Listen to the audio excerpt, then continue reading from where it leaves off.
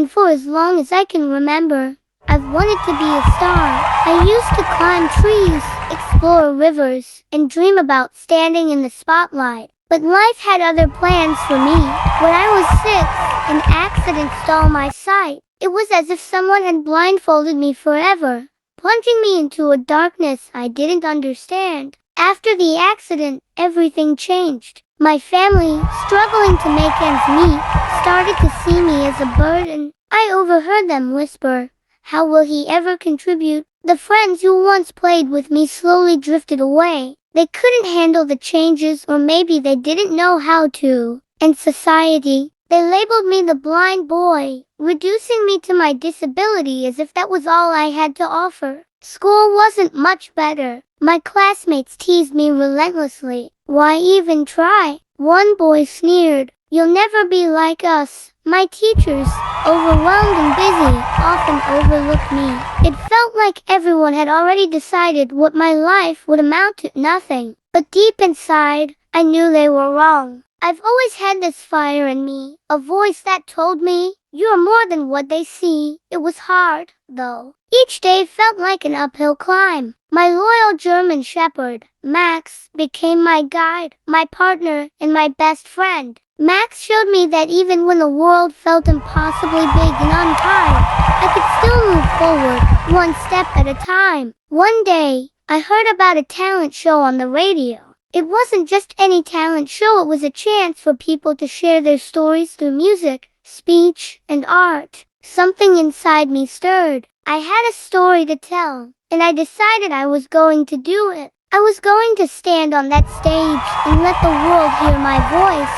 When I told my family, they laughed. "You can't even see the stage, Liam," my brother said. "How will you perform?" My classmates mocked me even more. "What talent does he have?" They jeered. Even my teachers, who I hoped would encourage me, tried to talk me out of it. They said they didn't want me to embarrass myself. But their doubts only fueled me. Every night, I practiced with Max by my side. I wrote and rewrote my speech, pouring my heart into every word. I imagined the stage, the audience, and the spotlight all in my mind's eye. I couldn't see them, but I could feel them. The day of the talent show finally arrived. I stood backstage, holding Max's leash in one hand and a microphone in the other. My clothes were simple, maybe even a little worn, but I stood tall. As I walked onto the stage, I could hear the whispers of the crowd.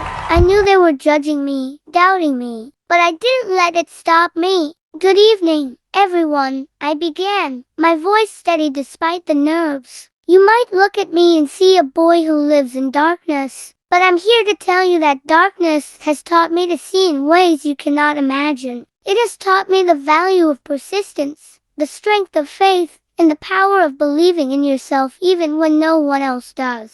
I spoke about my struggles, the ridicule I'd faced, and the loneliness that sometimes felt unbearable. But I also shared my hope, how I found it in Max's loyalty, in the melodies of music, and in the belief that every person has a light within them, waiting to shine. By the time I finished, the room was silent. And then, the applause came. It started small but grew into something thunderous. I could hear people crying, and for the first time in a long time, I felt seen, truly seen. After that day, my life changed. People began to see me for who I was, not just for what I couldn't do. My family started to believe in me, and my classmates, the ones who had mocked me, began to admire me. But for me, the greatest victory wasn't their approval. It was the realization that I had broken free from their expectations and proved to myself that I was capable of greatness. Today, I stand here not as the blind boy, but as Liam, a boy who dared to rise above the shadows.